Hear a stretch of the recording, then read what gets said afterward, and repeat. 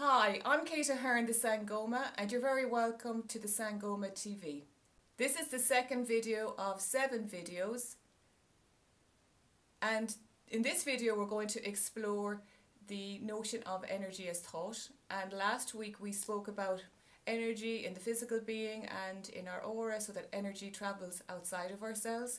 And we also explored the notion of the energy center, the root chakra. So today we're going to explore where energy in thought comes from, and in order to do that we need to go back to the beginning, so when we were a baby. And when the baby comes into the world at as early as kind of 5 to 6 weeks, it'll smile for the first time. So it knows by giving a smile it gets a certain reaction, and also by crying it gets a certain reaction. So it's beginning to learn about itself and its world through the reactions of others outside of it. And then, depending on whether you're the eldest child or the middle child or the youngest child or even an only child, you begin to interact through what we call the ego, or another word is accumulation of masks. So we put on a different mask for the different people we interact with, and we then bring these masks into our adult life, and needless to say they will get more and more. So you push yourself out into the world more and more by playing a role for different people in your life. And perhaps you've never looked at yourself in that way.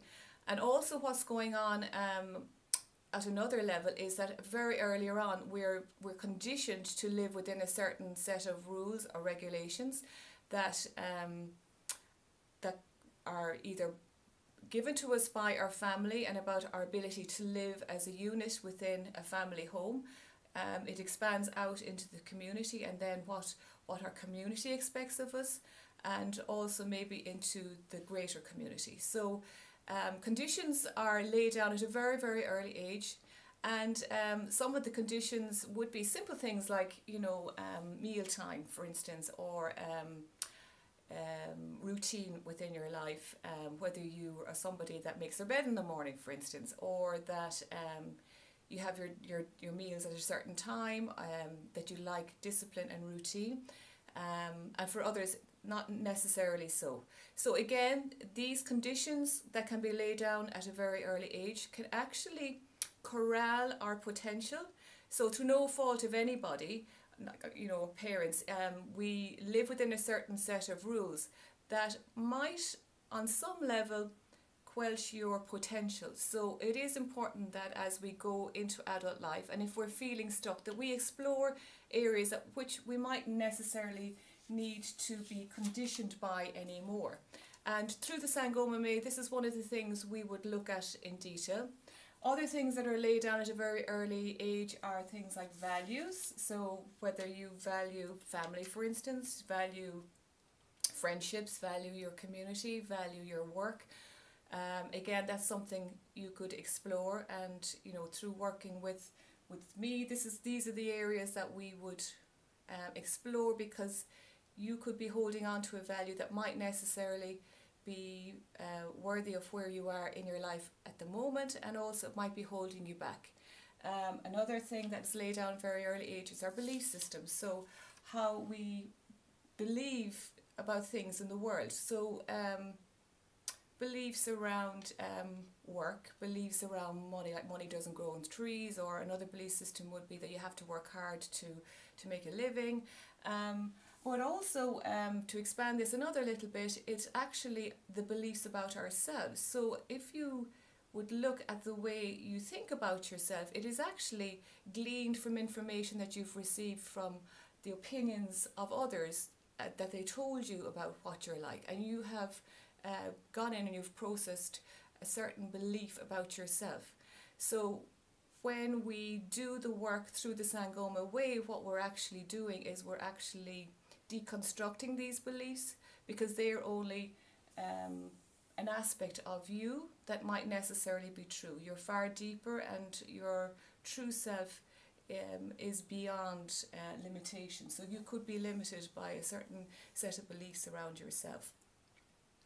So if you can imagine then, when we were speaking about energy centers, we spoke about the 7. So last video we actually went over the root chakra, and this video we're going to examine the second chakra, which is the Sacral Chakra, or also the sex chakra. It's to do with creativity, it's to do with joy and passion. So if you're feeling a little bit stuck, it could be because there's certain values and beliefs and conditions that are keeping you stuck, and that your true potential might be made small. So exploring perhaps who you really were is it's important to go back to maybe your childhood and the kind of child you were. So for me, I liked nature, I liked being out, I liked climbing trees, I liked going around my bare feet, I liked being in the meadows, and I liked music, I liked art. So that's an essence of who I truly am, and I carry those with me, and I've explored them more in detail rather than keeping them in a compartment in my life. They're now part of my life. So for you, you might have just got caught up in the busyness of the everyday and about looking after the needs of others, and you might have stopped looking after the parts of you that need to flourish and grow in order to make you a happier person. So for your homework this week or this video, I'd like you to explore the aspects of who you were. And an easy one actually is when you were a child, you're at your truest nature. So what did you like to do? What you still love to do, and maybe you're not finding the time to do it. And let me know how you get on. And if you're not receiving these videos already, please put your name and your email in the box above, and I will see you for the next video. Thanks.